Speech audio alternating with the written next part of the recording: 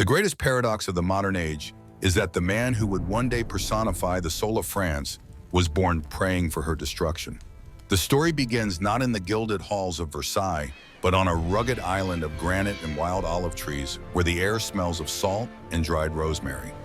It is August of the year 1769 in Ajaccio, a small coastal town on the island of Corsica. The summer heat hangs heavy over the stone streets, yet the atmosphere is chilled by the shadow of a foreign flag. Just months before this moment, the Kingdom of France had purchased this island from the Republic of Genoa, a transaction of gold and diplomacy that turned a proud and independent people into subjects of a distant king. The Corsicans did not accept this sale quietly. They fought under the banner of their hero, Pasquale Paoli, a man of enlightenment and iron will who had briefly forged a sovereign republic in the heart of the Mediterranean. But the French legions were too numerous, their cannons too precise, and their pockets too deep. The resistance was crushed at the Battle of Ponte Novo, and the dream of Corsican liberty was drowned in the blood of its patriots. Into this atmosphere of defeat and simmering resentment, a child is born to Letizia Ramolino and Carlo Bonaparte. They name him Napoleone, a name that rolls with the heavy vowels of Italy rather than the clipped elegance of French. He is not French by blood, culture, or spirit. He is a child of the vanquished. His first breaths are drawn in a house where the shuttered windows look out upon French sentries patrolling the streets, soldiers who wear the white uniforms of the Bourbon monarchy. To the infant Napoleone, these men are not protectors. They are the monsters who drove his hero Paoli into exile. They are the alien force that humiliated his people. As the boy grows into a thin and brooding child, he absorbs the bitterness of his surroundings, like a sponge absorbs the sea. His mother Letizia is a woman of immense strength and severity, possessing the stoic dignity of a Roman matron. She tells him stories of the resistance, of how she carried him in her womb while fleeing from French bayonets in the mountains. These stories become the foundational myth of his existence. He learns that to be Corsican is to be noble, fierce, and free, while to be French is to be an oppressor, a tyrant, and a slaver. The young Napoleone wanders the rocky cliffs of Ajaccio alone, staring out at the vast blue horizon towards Italy, feeling a profound disconnection from the nation that now claims to own him. He is a solitary figure even then, preferring the company of his own dark thoughts to the games of other children.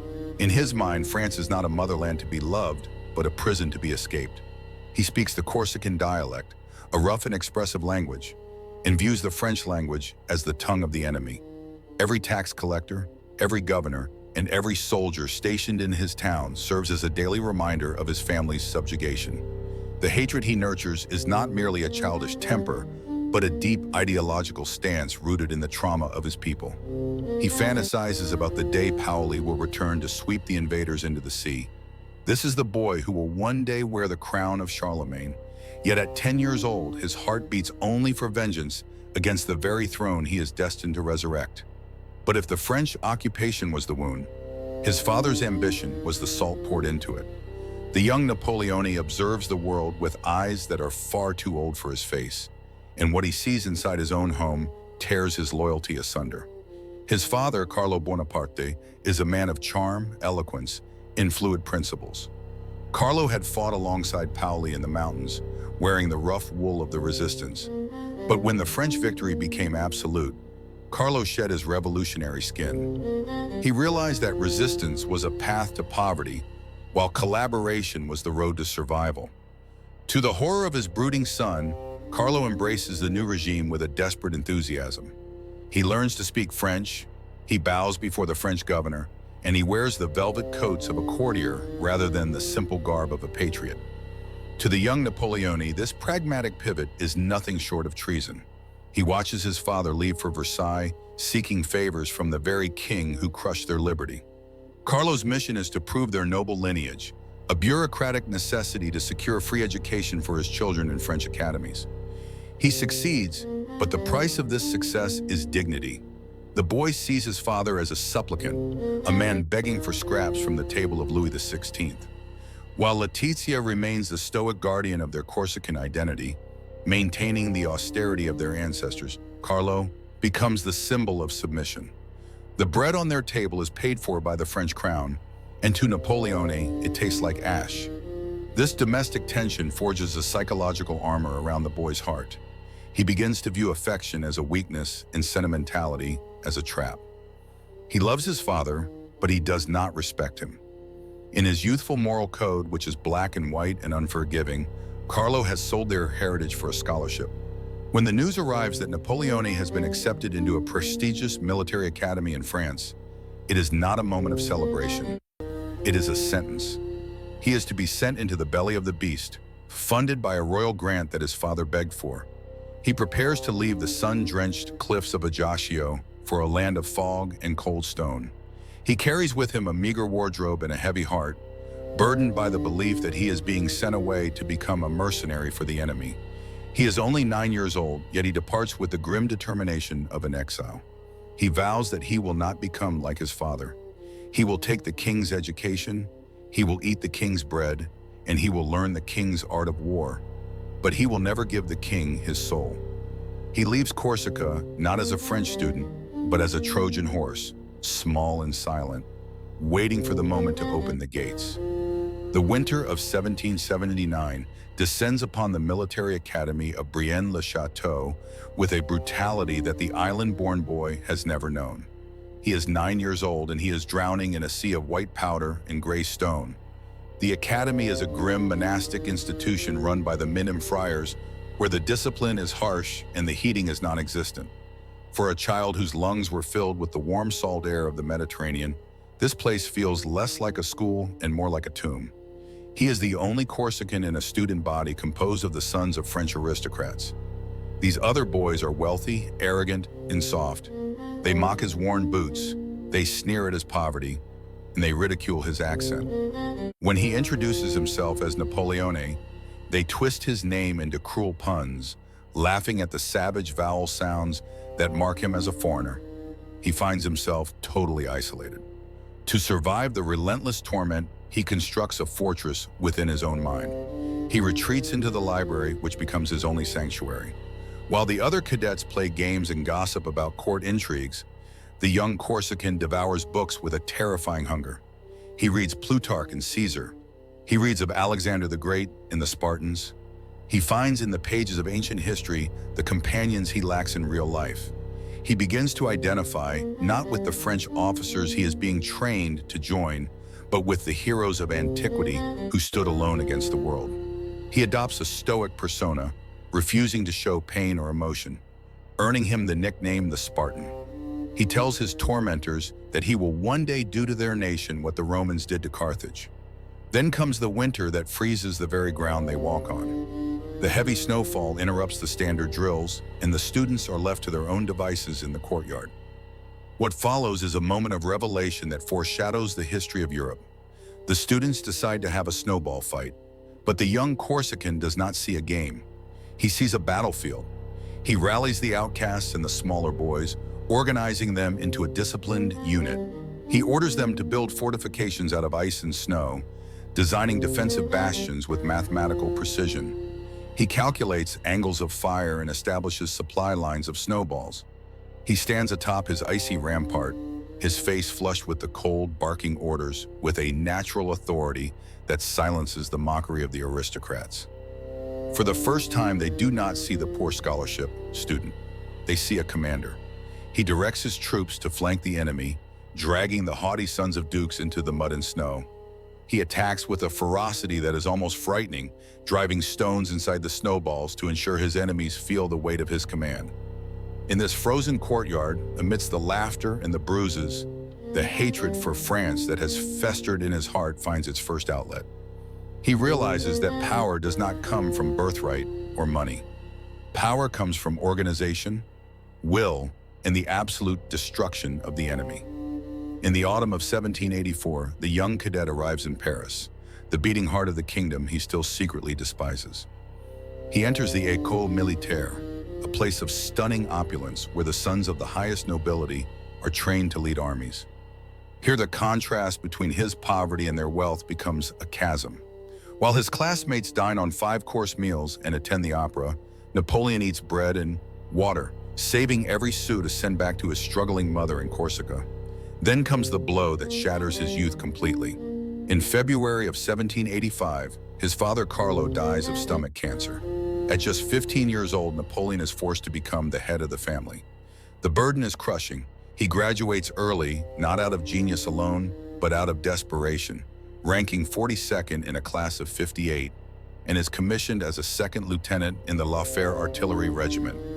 He is now an officer of King Louis XVI, wearing the uniform of the monarch, yet his soul remains on the island. He spends his garrison days in Valence and Auxonne, living in a small rented room, eating once a day and reading history by candlelight until his eyes burn. He is a ghost in the machine of the French army, a man with no friends, no money, and no future in a system rigged by birthright. But history is about to deal the cards in his favor.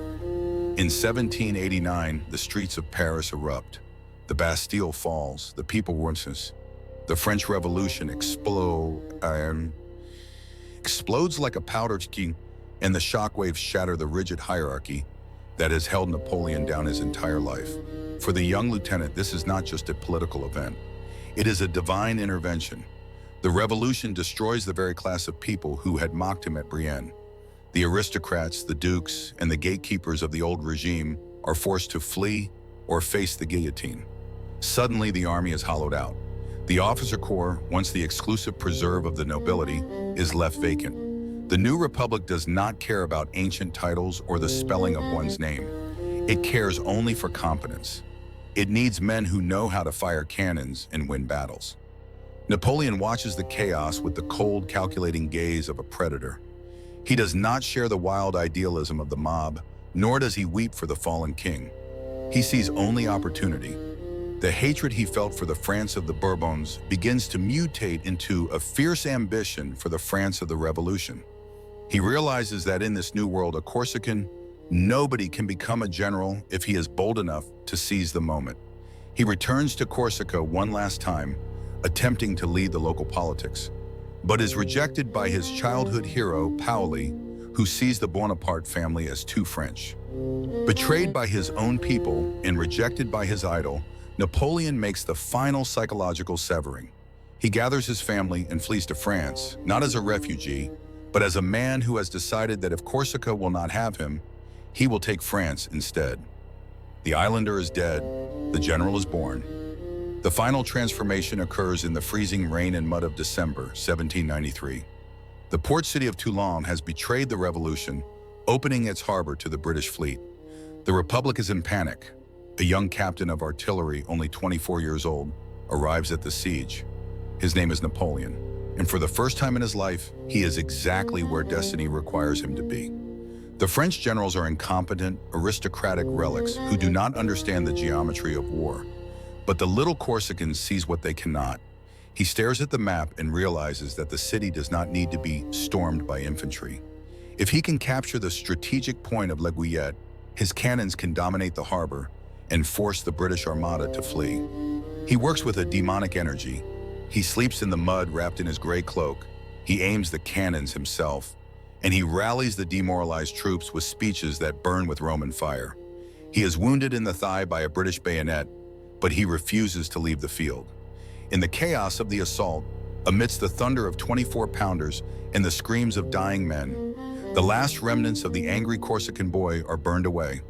He is no longer the victim of France. He is its savior. When the British fleet finally retreats into the night, setting fire to the French arsenal as they go, the flames illuminate the face of a new master. He is promoted to brigadier general within days. The meteoric rise has begun. The hatred he once held for France has vanished, replaced by a realization that is far more dangerous. He realizes that France is a chaotic horse that is waiting for a rider with iron hands. He does not love France as a patriot loves his home.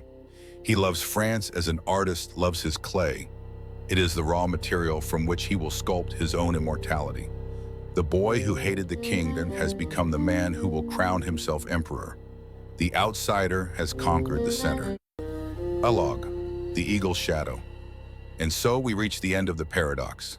Napoleon Bonaparte spent his youth dreaming of burning France to the ground to avenge his island home. Yet fate possesses a cruel sense of irony. It was precisely this detachment, this cold outsider's perspective, that allowed him to see France not for what it was, but for what it could be. He was never truly French, and perhaps that is why he could rule them so completely. He took a broken kingdom and forged it into an empire, driven not by love, but by an insatiable need to prove that the boy from Ajaccio was greater than the kings of the world. The hatred was the fuel, but glory was the fire. The emperor sleeps now under the golden dome of Les Invalides, but his shadow still stretches across the map of Europe. History does not ask if we are born into the right country. It only asks what we are willing to do to conquer our own destiny.